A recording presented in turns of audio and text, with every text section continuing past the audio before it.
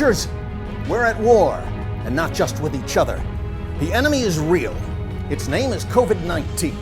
It's a slippery devil, highly infectious, spreading through droplets of human genetic material when we exhale, cough, sneeze, or yell at a protest rally. You can get infected by breathing in droplets or wiping them into your eyes, mouth, or nose. If you could smell a fart or a cigarette, those are particles getting into your nasal cavity.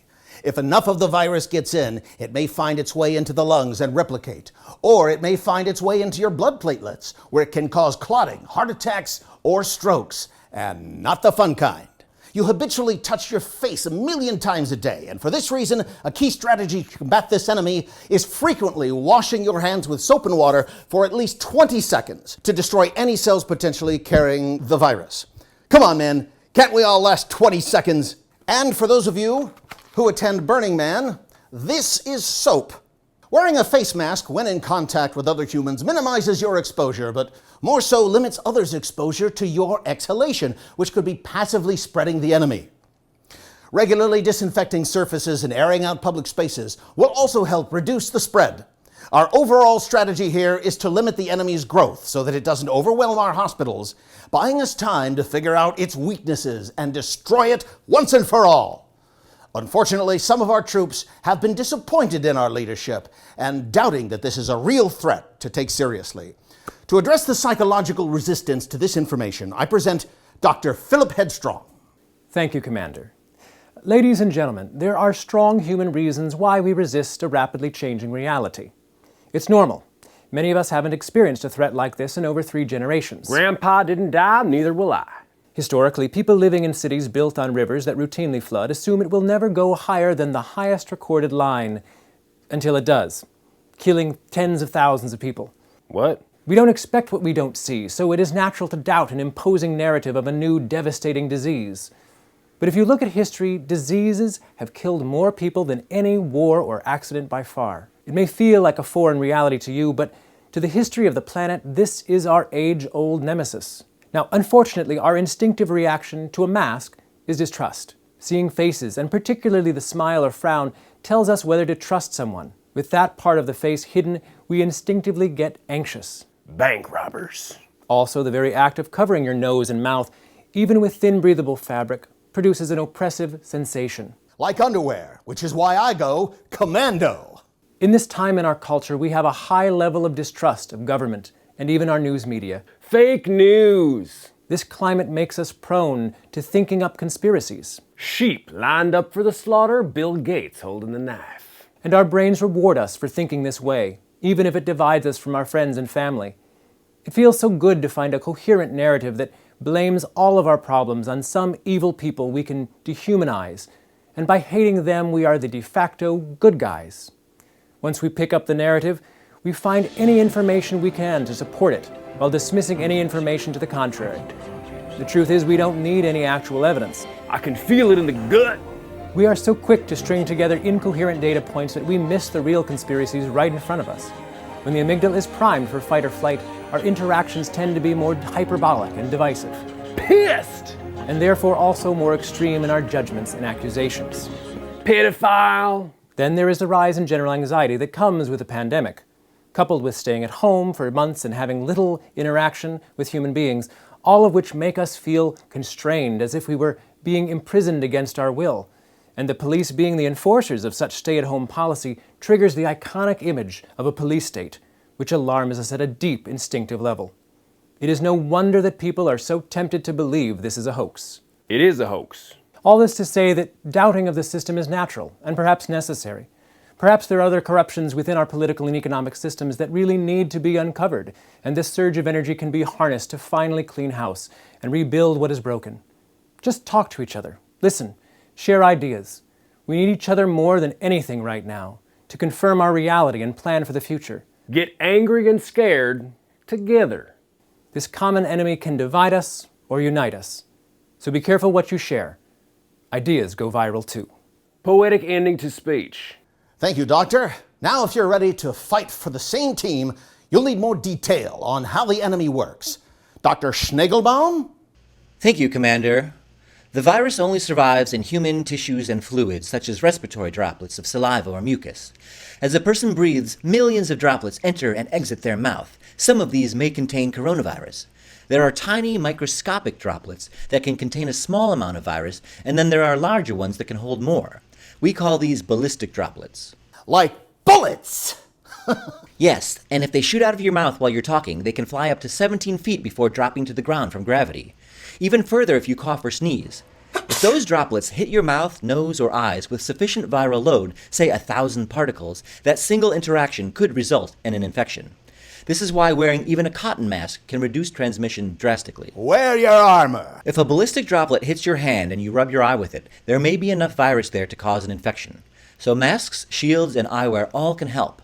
But there are also aerosol droplets, so tiny they pass right through masks, and so light they don't drop to the ground. These aerosol particles form an invisible vapor cloud that can hover in the environment for hours, especially in closed spaces with poor ventilation, and infect many people over time. The longer you're in the space, the greater the chance that you'll inhale enough viral load to get infected. Masks may reduce that viral load, but airing out the space regularly is even more effective at minimizing the risk. The fan is truly mightier than the sword. Even passing gas can spread the virus, so wearing underwear is the responsible thing to do. Whoever smelt it may have just caught the virus. Now, as you can see here, I have several diagrams that illustrate how spreading has occurred in the recent past. Lessons from battle when we were unprepared. This was from a restaurant in Wuhan. One spreader right here, just talking with friends, spread it to half the people at his table, 2 out of 7 people at the next table in front of him more than 6 feet away, and 75% of the people at the table behind him. No one on the other side of the restaurant was infected. The air conditioner was here, pushing airflow in the direction behind the spreader. You do not want to be downwind of a spreader. It's like a broccoli fart. Silent but deadly. Here's an office scenario. One spreader came to work on the 11th floor with 216 employees. Over the course of 1 week, it infected 94 of those workers, most of them on the same side of the office as the spreader. 3 people on other floors also became infected as well. This shows that the virus, much like my ex-wife, really gets around. A community choir in Washington state attempted to rehearse for a concert in a church. They socially distanced, no touching, 6 feet apart, but they were singing, the equivalent of coughing constantly, for 2.5 hours per day, 4 days in a row. 45 out of the 60 singers were infected, 2 died, and 2 others were off pitch. Singing in church is just what the enemy wants us to do! A curling event in Canada in an ice hockey stadium spread the virus to 24 of 72 attendees, which was probably the most exciting thing to ever happen at a curling event. The enemy likes it cold. And one spreader in Chicago who didn't know he was infected passed it to 2 family members over dinner, 1 family member he hugged at a funeral, and 7 out of 9 people at a birthday party, 3 of which sang at church the next day, spreading it to other congregants. At minimum, this man spread it to 16 other people, 3 of whom died. Chicago is more dangerous than ever. Dr. Heathers will now explain more about the effectiveness of masks. Thanks, Doctor. Masks vary in what they block. A cotton mask can block a lot of ballistic particles. It will reduce particle entry from the environment as well, but since the weave is wide, many of the smaller aerosol droplets can get through. A surgical mask blocks 60% of the smaller aerosol particles. An N95 filters out 95%. And this mask makes me look cute. Wearing a mask like this stops the ballistics in the mouth, but allows a steady downward stream of particles from the nose. Hello? A shield blocks ballistic particles, but does little to block aerosol droplets, as it has gaping openings for air to pass unfiltered. Any mask without a tight fit will similarly lose effectiveness. Masks absorb droplets. If you keep that mask on all day, you'll eventually breathe many of them in. That's why it's good to change them every few hours and wash them or put them out in the sun for hours to sterilize. Disposable masks should not be reused, as washing them will damage their structural integrity. Integrity. Touching your mask could contaminate your hands, just like touching any clothing you're wearing in a hostile environment. So be sure to sterilize your hands after touching anything that could be contaminated.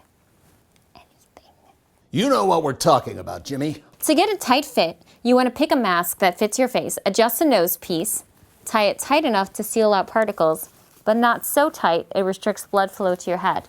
For quick encounters going in and out of the grocery store, the elastic ear hooks are great. But for longer term use, masks with stretchy ties or elastic straps around the back of the head may be more comfortable. Now, if you wear gloves to avoid surface contamination, you have to throw them out regularly. If you use your bare hands, you have to wash or disinfect them. You will touch your face, that's a fact. Bring disinfectant wipes wherever you go. Take whatever level of caution you want to, but wearing masks outside when 6 feet apart or alone in your car is unlikely to make a significant impact on your safety. Don't be restricting yourself unnecessarily. It makes you look like an idiot. There are a few things you can do to stay healthy and reduce your risk of getting very sick in case you get infected. Exercise, get plenty of sleep, reduce your stress. Get your daily value of zinc, vitamin D2, D3, C, either through your food or through supplements, as they can limit the virus's ability to replicate. Perhaps the best way to fight this enemy is to become an unwelcome host, like my mother-in-law. Thank you, Doctor. Now, this isn't going away in a month or two. We may be fighting this thing for a year or two. You hear that, Sheila? It isn't healthy to be alone without human contact for that long. To explain to you, our quarantining strategy is Miss Honeycutt. Thank you, Commander. It's so cute how you were serious all the time. You must have had very strict parents. Well, hello, boys and girls, and other genders. Are you ready to have some fun? We are going to be choosing groups for quarantine. That's right. First, you may want to think about who you like to spend time with. Perhaps you are already hanging out with several people regularly who feel the same way you do about safety. That's good. You want to pick people you will enjoy hanging out with whose approach to this nasty virus is similar to yours. To prevent a chain reaction of viral spreading through your quarantine. We are trying to create a closed circle of 10 people or so, your household and a few other households, with similar levels of safety protocol. That means finding out who is touching or sharing the same air with each of them. It's like checking for STDs before sleeping with someone, only everyone is potentially a super slut who could have picked something up during an unmasked conversation in line to the bathroom. If you don't know who Jill has been hanging out with, and she doesn't know who her friend Tommy has been hanging out with, and Tommy doesn't know who Karen has been hanging out with, pretty soon your safety circle is 1,000 people with different standards, most of whom you don't even know. So for this to work, you have to keep the group small so you can understand everyone's safety level. The weakest link can infect the entire circle. Therefore, everyone's standards will slip to the level of the weakest link. You don't want to be extra cautious only to end up in the same safety category as Sloppy Joe. So you have to ask a lot of questions. Key among them is, what's the riskiest behavior you've done in the last 2 weeks? This is a conversation starter to reveal what they consider safety to be and how they go about it. To get total honesty from your friends, you can't shame them or ostracize them. You have to thank them for telling you the truth. If that truth means you'll be keeping 6 feet apart this week and wearing a mask when you talk, but you still love and accept them, that will go a long way for maintaining trust. Now, there are 4 groups I've identified for safety protocol. Number 1, IDF. I don't give a f***. These people may not think the disease is real, or they may just think their risk of getting it is so low that they don't want to think about it. They may even be going to COVID parties to intentionally get sick, kind of like playing Russian roulette. Then there are the RCs, responsible citizens. These people do what the law requires. They wear masks in public places. They socially distance when they've been told to do so. But as soon as restrictions are lifted, they will happily get back to life as normal. Then there are the HPIs, high protocol individuals. They may have a vulnerable high-risk individual in their household or be concerned for themselves, and therefore they have made their own standards higher, analyzing public spaces before they enter, wearing masks whenever they see a risk, considering probability of contamination of any item before bringing it into their home, minimizing time in public places where they could possibly pick something up, choosing to work from home or homeschool children rather than sending them to school. The last group, OCD, is OCD.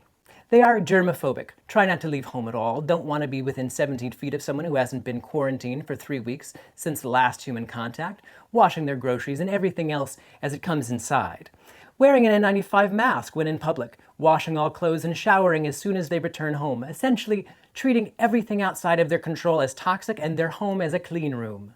Being safe isn't OCD. You just have to speak, don't you, sweetheart? But just matching categories isn't enough. You also have to ask some other big questions. Why do you have protocol to begin with? Because you trust the science? Because you have personal risk? Or because you feel a moral responsibility to protect others? What's the end game for you? When everyone stops freaking out? When authorities say it's okay to go back to normal?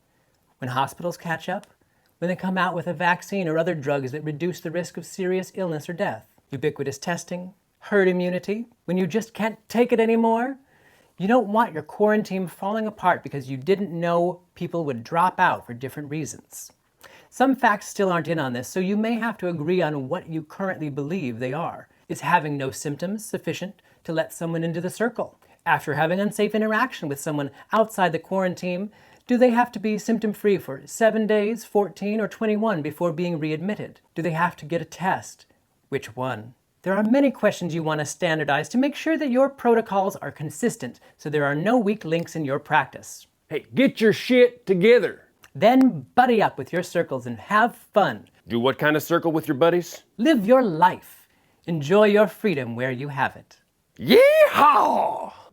Soldiers, we need all of you as healthy and smart as possible to minimize the casualties and prevent even more devastating impact on our society. We need to take care of each other. We've done that before. We can do it again. The better we work together, the less this enemy will find a foothold. When we win, which I know we will, I hope we will be better for it. Good luck, and God bless the United States of America.